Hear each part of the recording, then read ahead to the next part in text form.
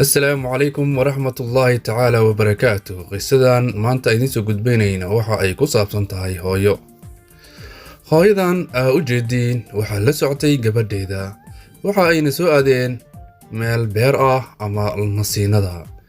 waxay ku jireen nolol farxad aad iyo aad u sareyso, gabadheedana sidoo kale aad iyo aad ay u jecleed.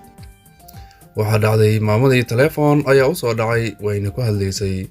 gabadheediina meeshii ayay ka dhaqaaqday ayadoo iska ciyaarayso.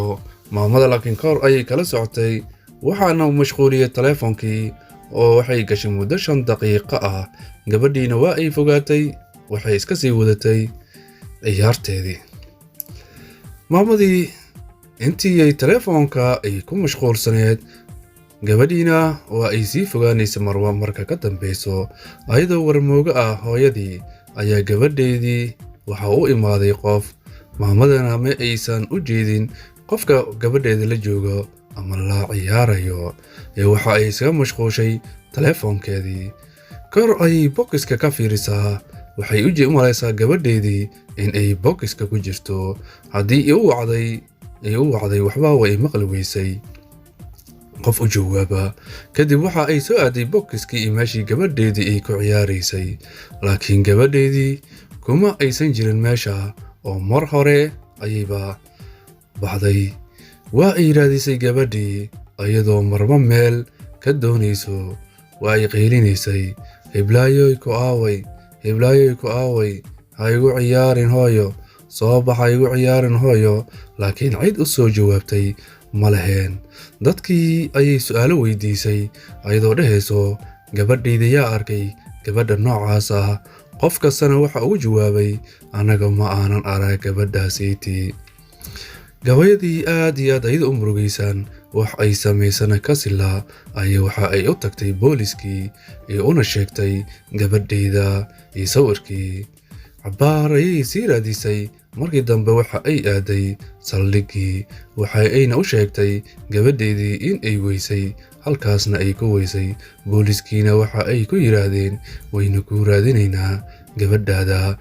wixii cadeymo ay haysay ayay u dhiibtay, ayadoo gabadheedii u tilmaamaysa, sawiradeedana tustay. askarigii ayaa waxa uu yiraahday, waynu dadaalaynaa, waynu raadinaynaa gabadhaada, adii orada gurigaaga iska tag, annaga ayaa xoogga saarayne. hooyadii aad iyo aad ayadoo u murugaysan waxa ay soo aaday gurigeedii. habeenkii oo dhan ma aysan seexan hooyadii, oo waxa ay fiirinaysay albaabka bal in ay gabadheedii ay soo gasho.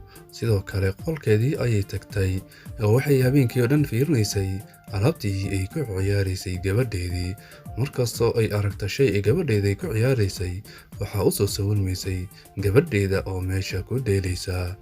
ayadana markaas ayay sii oynaysay oo waa ay sii qaracmaysay. meeshaas ayay maantoonan ii fadhisay. markii dambana meeshii ayay isaga dhacday ayadoo oynayso oo iska seexatay. waxaana u sii muuqday gabadheedii oo meesha ku ciyaaraysa oo mar fadhiga jiifto iska faraxsan. gabadhii hooyadii halkaas ayay habeenkii dhan ay jiiftay, hurdana kama aysan soo dhicin, waa ay iska gelgelinaysay. subaxdii waagii markii uu baryay ayay waxa ay aaday booliskii bal in ay u sheegaan gabadheedii. ninkii booliska ahaana waxa uu ku yiraahday, weli gabadhaadii ma aanan helin. hooyadii aad iyo aad ayay u qaylisay, waxa ay ku tiraahday, gabadhaydii ayaa maqan, adiguna waxa aad leedahay gabadhaadii weli wax ma helin. ma dareemi kastaa xanuunka aan dareemayo? haddii aa ilmo dhali lahayd ama aabba ahaan lahayd, waa ogaan lahayd dhibka ay haysto. waxaa u malaynayaa owlaad ma lihid. askarigiina waxa uu ku yiraahday, waan dareemayaa xanuunka ku hayo, isdaji, waxaan kaa ballan qaadayaa gabadhaadii in aan kuu raadiyo sida aan ku heli karabo. awooddayda ah aan gabadhaada kugu keeno.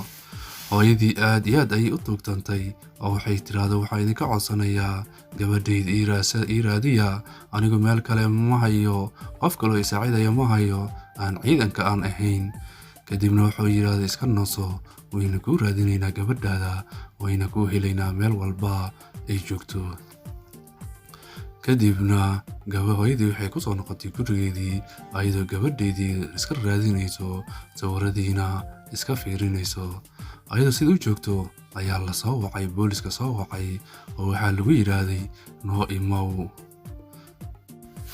hooyadii si farxad ay ku jirto ayay orod isku taabatay, waxa ayna u tagtay booliskii ayada oo raadinaysa wax akhbaar ah inay u helaan. booliskiina waxa uu yidhaahday istaji, anagu weli gabadhaadii ma aanan helin.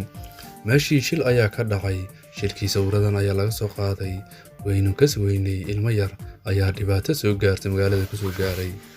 bal fiiri waxaaniitii ma gabadhaadii sawiradeedii ah. sawirada lama kala saari karo, laakiin waxaa jiro waxyaabihii kale ay ilmahaas wateen ayaan soo aruurinay. kadibna waxaa loo dhiibay alaab ayaa loo dhiibay, oo waxaa la yidhaahday alaabtan fiiri ma gabadhaadii ayaa iskale. marba mid ayaa la tusayay, waa ayna fiirinaysay, waxayna dhahaysay kan ma ahan, anagu ma lihin, gabadhaydii calaamadeediina ma ahan. markii dambe ayaa waxaa loo dhiibay jijintaas oo shabbahdo jijintii gabadheedii. waxay dhahaysay maya ma ahan. gurigeedii ayay ku noqotay ayadoo aad iyo aad u oynayso, kana oynayso. waxa ay aragtay oo la tusay iyo siday gabadheedii u la'dahay. way iska oynaysay, waxa ay xasuusanaysay gabadheedii ilaa uu waaga ka baryay. ilin iskuma aysan qaban. zaid ayay u oynaysay, oo waxay dhahaysay maxaan gabadhayda uga mashquulay, maxaan kaloo qabanayay, maxaan taleefonka faarihiisii geliyey. cunugteydii ayaa dayacay, gabadhaydii ay dhibkan kuu ka imaaday, aniga ayaa kuu kaysaday, adi ma lihid. aad iyo aad ayay u oynaysay. saacadihii u dambaysay gabadheedii ayadoo sidii ah ayaa waxaa loo soo garaacay albaabkii ayay aaday. haddii aadayna ay furtay, waxaa meesha taagan booliskii ayaa meesha taagan. ayadana waxba ma aysa arki karin sida ay i oynaysay habeenkii oo dhan. indhihii caad ayaa fuulay, humaag ayay dareemaysay, waxayna u qaadatay in uu booliska yahay. waa booliskii u dacwoonaysay ay kuna noqnoqonaysay. kadib booliska gaarigii ayuu fiiriyey, haddii la furay. waxaa ka soo degtay haweeney iyo gabadheedii ayaa gaarigii ka soo degay. hooyadii gabadheedii markay aragtay waa ay rumaysan weysay. aad iyo aad ayay u faraxday. gabadheedii ayay ku booday, oohin ayay qabsatay, sidii u oynaysay oo gabadheedii u dhugdhunkanaysay.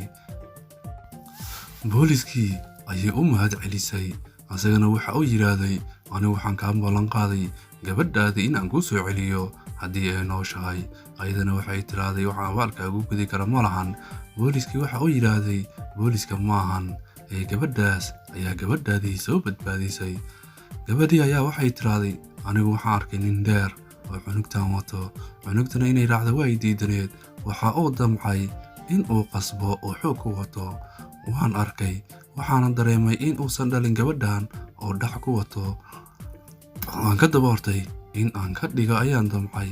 anigii ayuuba i dilay oo jug aan la miyir beelo ayuu i gaarsiiyey.